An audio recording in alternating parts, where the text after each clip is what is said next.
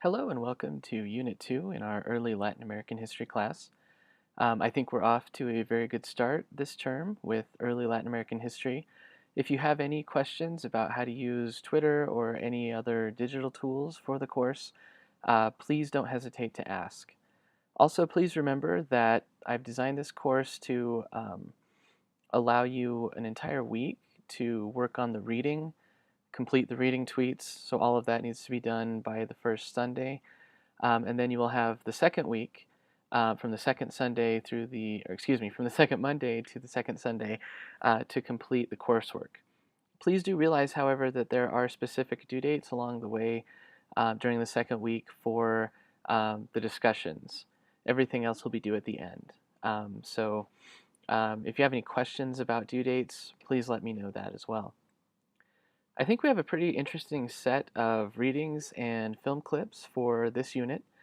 We'll be looking at the first peoples of the Americas, or the indigenous peoples of the Americas, prior to the contact with Europeans or the conquest.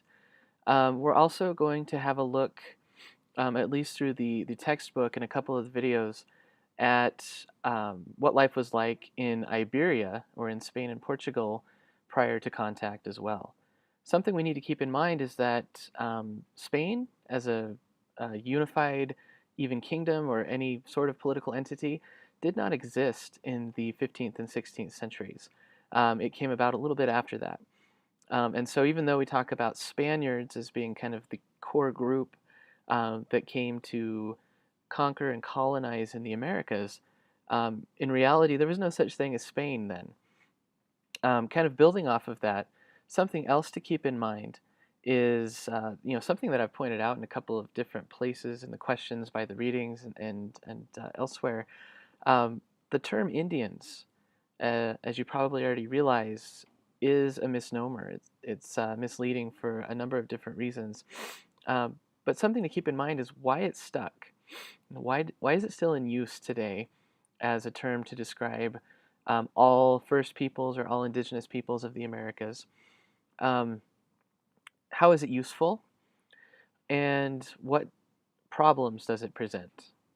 One problem that it presents that I want to talk about really quick here is that it makes us think that all indigenous peoples were, essentially part of the same group.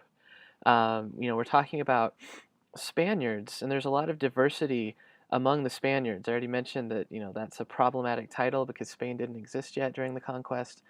But it's also problematic because there were all sorts of different social stations for Spaniards and for people who were Portuguese at the time of the conquest.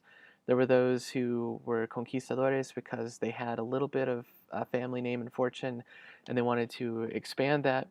There were poorer people who joined with them to enact the conquest because they wanted to gain some fame and fortune. They wanted to have titles of nobility, which principally would provide them with exemptions from taxation in certain ways. And then there were also people of African descent who were living in the Iberian Peninsula, sometimes as slaves, sometimes as freed people, and some of them went as conquerors, as conquistadores in the Americas. So we have to, think even with the group in Iberia, which is a small peninsula, there was all that diversity. How much more diversity was there then in two continents in the Western Hemisphere prior to the arrival of the Spanish and Portuguese, and even after the arrival of the Spanish and Portuguese during the period of conquest and colonization? We're going to look at some of the key areas of indigenous populations and empires.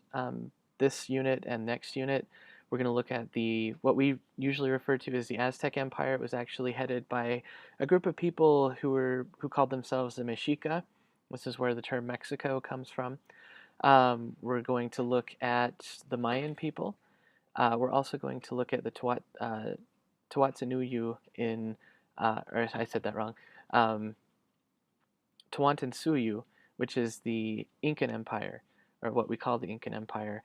Those various empires actually encompassed different groups of people who were not, if we're looking at the Aztec Empire, were not just the Mexica, There were also Nawa people there. There were Mixtecs, and a number of others who had been incorporated into the empire. The Tlaxcalans will stand out as we move to the next unit because they sided with the conquerors in 1519 and 1520. We're going to think about why that was the case. But what I'm trying to emphasize here then is the great diversity of peoples, of lifeways.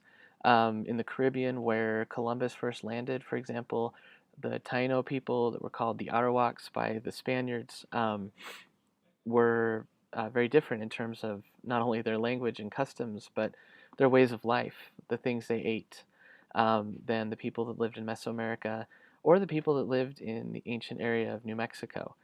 We also have to remember that where we live now was part of the Spanish Empire during the colonial age. So, um, for the entire period that we're going to be studying in this class, New Mexico is part of Latin America. We could also talk about, as we move into the next half of this class, if you want to do that, or if you are doing that. I know there are a couple of you who are also in that class. Um, we have to think about, what is the relationship between New Mexico and Latin America, even going forward after the colonial period. Um, so hopefully what I've done here in this introduction is given you a few different avenues, a way of thinking about how we frame our discussions of the past. What I want to end with is hopefully we'll look at, or we'll all think about, indigenous lifeways on their own terms.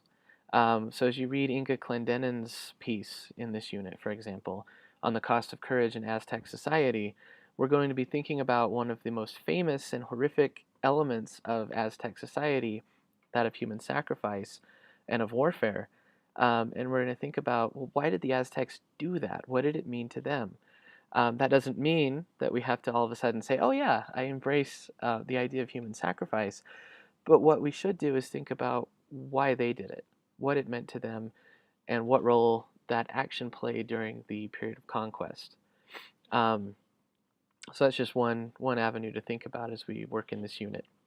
As always, please ask questions whenever you have them, and I hope that you enjoy Unit 2.